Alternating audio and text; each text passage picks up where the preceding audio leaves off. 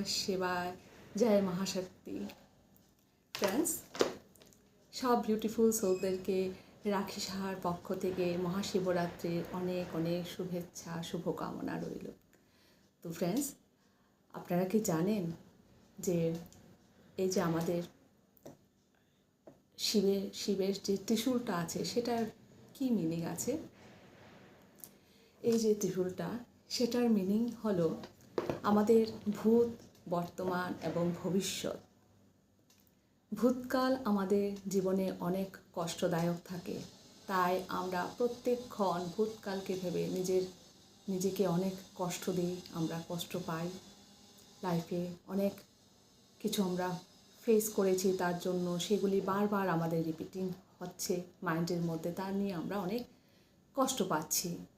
আর future কি বলছে আমাদেরকে, আমরা পাস্ট যেটা হয়েছে তাই আমাদের মেমোরিতে থেকে যায়, তার জন্য আমরা ফিউচারের জন্য ভাবতে থাকি যে আমার সাথে কি হবে, কেন আমার সাথে হলো, সেই নিয়ে আমরা ভবিষ্যতের জন্য আমরা অনেক টেনশনে থাকি। সেটা আমাদেরকে ফিউচার আমাদেরকে আবারও টেনশন দিতে থাকে। তাই আমাদেরকে সবসময় বর্তমানে থাকতে হবে, আমাদের শ্বাসের সাথে থাকতে হবে, অ্যাওয়ার হয়ে থাকতে হবে, আমাদের সেই সচেতন হয়ে আমাদের থাকতে হবে। তার জন্য আমাদের নিজের শ্বাসের সাথে থাকা, নিজেকে সজাগ রেখে আমরা আমাদের জীবন সেইভাবে চালিয়ে যাব। তার মাধ্যম হচ্ছে ধ্যান। তো চলুন আমরা সবাই মিলে এই শিবরাত্রি ধ্যানের মাধ্যমে আমরা পালন করি। পুরোটা রাত আমরা সেই শিব ঊর্জার সাথে নিজেকে একদম অ্যালাইন করি, যে ঊর্জা আমাদেরকে ঊর্জাবান করে তুলবে। আমাদের ধ্যানই আমাদের জ্ঞান, আর জ্ঞান থেকেই আমাদের মুক্তি।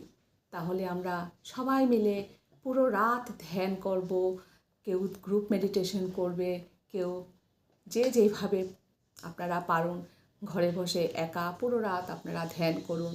ধ্যানের মাধ্যমে জীবনের পরিবর্তন নিয়ে আসুন। ধ্যান মানে আমাকে প্রেজেন্টে থাকা, আমার শ্বাসের সাথে থাকা, প্রত্যেকটা শ্বাসকে অনুভব করা, প্রত্যেকটা শ্বাসকে সাক্ষীভাব হয়ে দেখা, সেটাই হলো ধ্যান। সেটার মাধ্যমে আমরা শিবের সাথে ডাইরেক্ট কমিউনিকেশন করব। চলুন তাহলে আমরা ধ্যানের মাধ্যমে সেটাকে সেলিব্রেট করি। থ্যাংক ইউ, ধন্যবাদ। ওম নমঃ শিবায়, জয় মা শিব শক্তি।